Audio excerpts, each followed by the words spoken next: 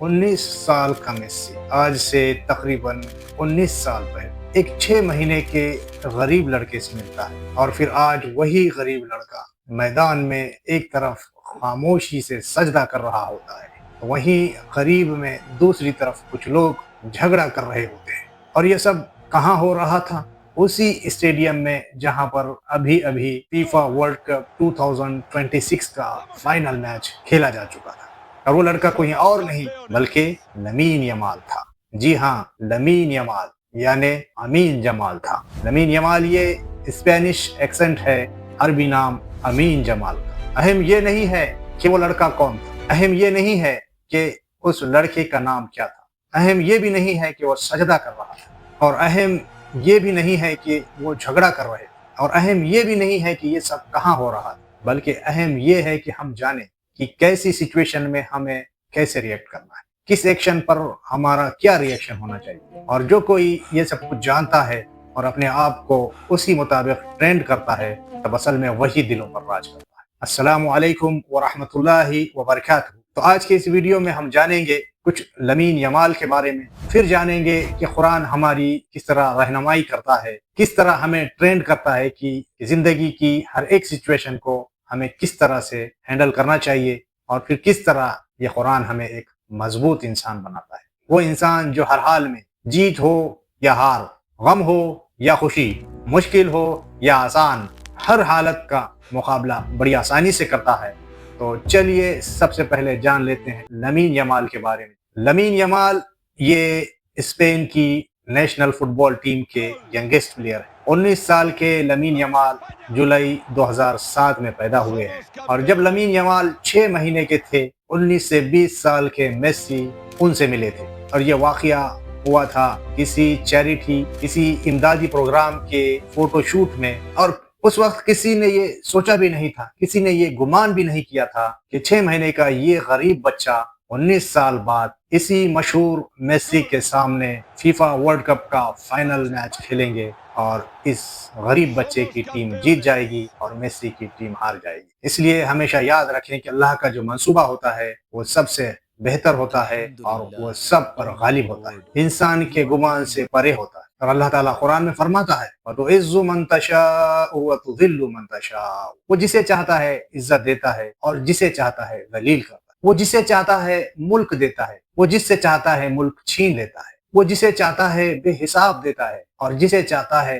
एक मिकदार में देता है। तो हर हाल में अल्लाह पर यकीन रखें। जिंदगी में कब कैसे हालात आ जाएं, जिंदगी में कब हालात बदल जाएं, ये किसी भी इल्म नहीं होता, लेकिन हालात से कैसे मुकाबला करना है इसका इल्म अल्लाह ताला ने हमें दिया है। जी हाँ, कुरान मजीद में अल्लाह ताला हमारी रहनुमाई करते हुए फरमाते हैं, मिसाल के तौर पर अगर कभी हमारा सामना जीत व हार से हो जाए, कभी गम और खुशी का गुजर हमारी जिंदगी में से हो जाए, कभी बेशुमार नेमतें हमारे घरों में बसर कर लें, या फिर कभी अल्लाह की नेमतें और रहमतें हमारी जिंदगियों से चली जाएं, तब हम कैसा बर्ताव करते हैं और हमें कैसा बर्ताव करना चाहिए। इस बात की रहनुमाई अल्लाह ताला ने कुरान के जरिए से हमें फरमाई है कि जीत पर, खुशी पर, नेमतों पर हम इतराते हैं, अकड़ते हैं, फख्र करते हैं कि जैसे ये अताएं, ये नेमतें अल्लाह की बनाई हुई नहीं, अल्लाह की अता की हुई नहीं, बल्कि खुद हमारी तख्लीक है। लेकिन अल्लाह ताला फरमा रहे हैं, इन्नल्लाह ला युहिब्बु मन काना मुख्तालन फखूरा, कि बेशक अल्लाह किसी इतराने वाले, घमंडी को, फख्र करने वाले को पसंद नहीं फरमाता। फिर इसके बरक्स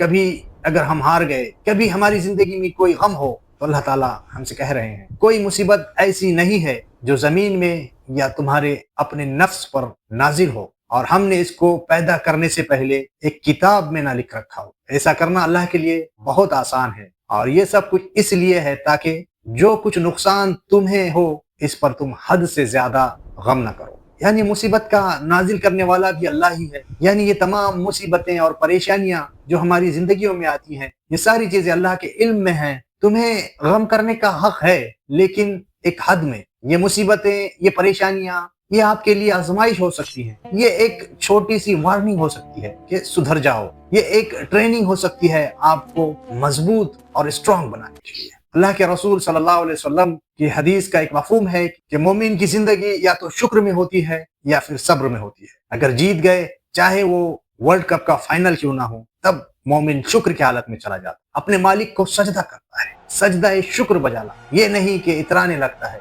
चिढ़ाने लगता है, घमंड और तकब्बुर करने लगता है और फिर बात को झगड़े तक ले जाता है। उसी तरह अगर मोमिन हार जाए तब वो सब्र की हालत में चला जाए कि अपने रब के हर फैसले पर राजी, ये नहीं कि गुस्सा हो जाए, चिढ़ जाए और फिर झगड़ा करने लगे। उसी तरह जिंदगी के हालात कभी अच्छे भी हो सकते हैं, कभी बुरे भी हो सकते हैं। हालात अच्छे हों तो ये नहीं कि वो गाफिल हो जाए और नाफरमानी अख्तियार कर ले और ये समझने लगे हालात अब बदलेंगे नहीं, बुरे हालात कभी वापस नहीं आएंगे। और अगर हालात बुरे हों तो तब अल्लाह ताला फरमाते हैं कि बेशक हर परेशानी के बाद आसानी है, कि बेशक हर परेशानी के बाद आसानी है। यानी अगर हालात खराब हों, बुरे हों, मुश्किल हों तो कोई बात नहीं, उसे उम्मीद होती है कि हालात बेहतर हों, हालात अच्छे हों, हालात आसान होंगे, कि अल्लाह के अलावा कोई चीज हमेशा नहीं रहने वाली, तो ये हालात ये भी बदल जाएंगे। और अल्लाह ने खुद कहा है कि हर परेशानी के बाद, हर मुश्किल के बाद आसानी है। तो दोस्तों, अगर आप अपनी जिंदगी को, अपने दिल को कुरान से जोड़े रखना चाहते हैं और फिर कुरान के जरिए से अल्लाह से आप जुड़ना चाहते हैं तो हमारे इस चैनल से